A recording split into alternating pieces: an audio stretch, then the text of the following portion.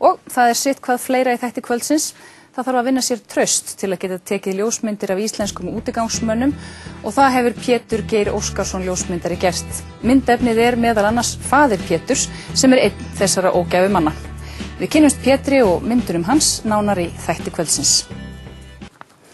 Í byrjun október opnar all sérstæð ljósmyndasýning á Kaffi Grand við Frakkastíg. Pétur Geir Óskarsson sýnir þar portrettmyndir sem hann hefur tekið á nokkur ára tímabili af mönnum sem allir eiga það sameiginlegt að vera eða hafa verið útigangsmenn.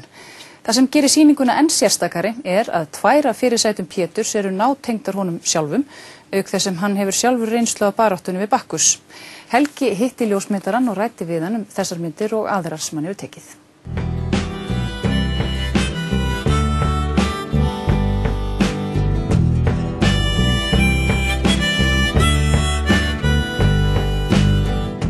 Hvers vegna ákvaðstu að fara að taka þessar myndir og safna þeim saman í seríu?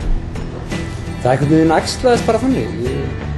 Það var aldrei, ég ákvað einhvern veginn aldrei, þó svo ég hafi snemma byrjað að hugsa einhvern veginn mína ljósmyndin í seríum, þá einhvern veginn fyrst til að byrja með, þá hugsaði ég þetta ekki sem seríu þegar ég var að taka þetta. Heldur einhvern veginn var þetta bara svona,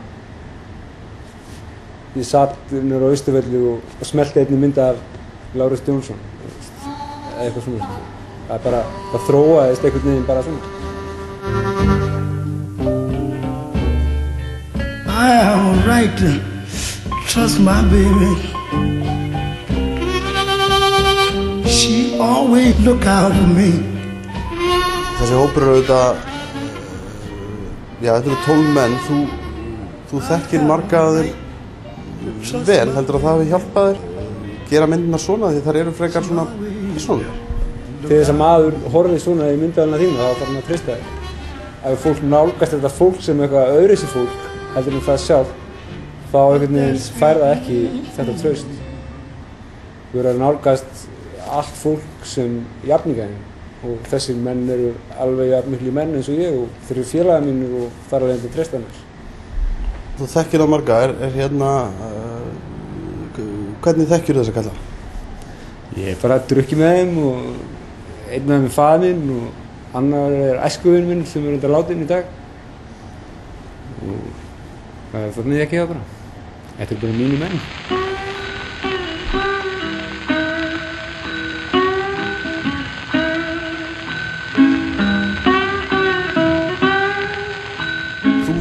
Þú varst sjálfur í þeirra sporum á sínum tíma?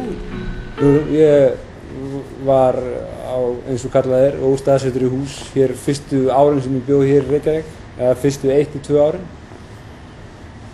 Og átti erfiðleikum með áfengi og fíkniefni og var á flækingi og drakk með sumum þessara manna og öðrum mönnum.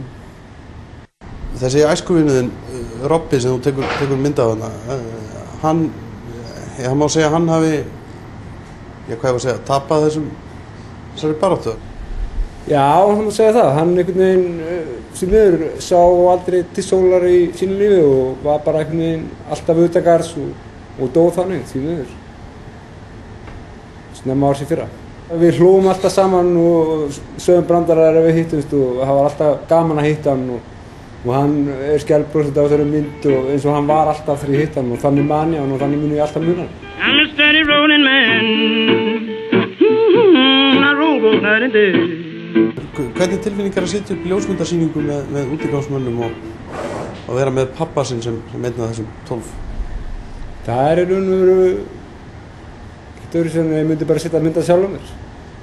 Og í raun og veru má eiginlega segja að þetta sé þessi ljósmynd, það alveg hægt að segja að þetta sé í raun og veru sjálfsmynd. Hvað finnst þér og öðrum sem hafa talað þessar myndir vera svona heillandi við þér? Ég sé bara það sem hvað eru persónulegar. Það ekkert annað á myndunum heldur en andlitin. Það saga í þessum andlitin og fólk ósjálfrátt fer að hugsa hver sagan á bakvið allar þessi mörk, þessi blóðraugu, hrukkur og allt þetta. Þetta reynsla bakvið þetta allt. Þú hefur líka tekið annars konar seríur, meðal annars hefur myndaður baráttu ungra konu við krabbamein? Það var sem sagt vinkona mín sem heitir Fiona og var með mér í hljómsveit og hún greindist sem sagt í hittifyrra sennilega með alvarlegt brjóstakrabbamein og ég fekk strax þá hugmynd að það gæti verið merkilegt að taka myndir af því. Af því að einhvern veginn ég sem ljósmyndari, mér finnst gaman ég hef tilhneigingu til að bara ljósmynda lífið eins og það er og þetta er, vissulega hluti af lífinu. Margar unga konur fá brjóstakrabbamein og ég vissi ekkert hvað það var fyrir unga konu að fá brjóstakrabbamein þegar ég ákvað að gera þetta og við ákvaðum í sameiningu að gera þetta. En ég veit það í dag og mér fannst bara mjög dýrmætt að ganga gegnum þetta með því.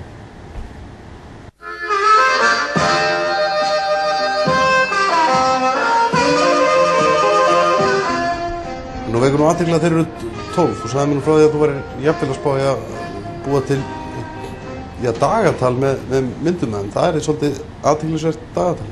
Já, það kæmi alveg til greina. Ég gerði það einu sinni að ganni mínu og það gæti alveg komið til að ég myndi gera dagatal með þessum myndum ef þessu eru vel tekið. Þannig að Lalli Jones er kannski herra febrúar eða eitthvað? Ég held að Lalli væri meira svona mæ, júní sko. Það er svona hans tími.